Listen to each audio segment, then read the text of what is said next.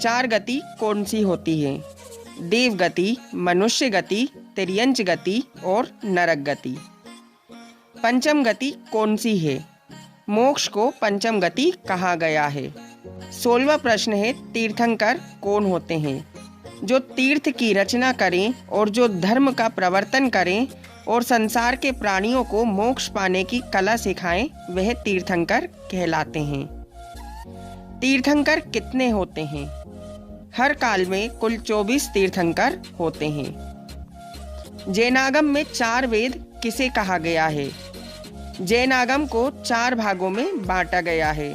प्रथमानुयोग, करणानुयोग, चरणानुयोग और द्रव्यानुयोग। ये जिन धर्म के 4 वेद कहे गए हैं। हमें हमेशा किसकी आराधना करनी चाहिए? हमें हमेशा सच्चे देव शास्त्र और गुरु की आराधना ही करनी चाहिए। जैन धर्म के मुख्य त्योहार कौन कौन से हैं? 10 लक्षण पर्व, अष्टानिका पर्व, महावीर जन्मोत्सव, दीपावली आदि। 10 लक्षण पर्व में किसकी आराधना की जाती है? 10 लक्षण पर्व में आत्मा के 10 धर्मों की आराधना की जाती है। 22वें प्रश्न की तरफ चलते हैं। 10 धर्मों के नाम कौन कौन से हैं? उत्तम क्षमा, मार्दव, आर्जव, शौच, सत्य, संयम, तप, त्याग, आकिंचन्य और ब्रह्मचर्य, ये 10 धर्म कहे गए हैं। जैन धर्म में 7 तत्व कौन से हैं? जैन ग्रंथों में 7 तत्वों का वर्णन इस प्रकार मिलता है। पहला, जीव तत्व। जैन दर्शन में आत्मा के लिए जीव शब्द का प्रयोग किया गया है। आत्मा द्रव्य चैतन्य स्वरूप है। दूसरा, अजीव।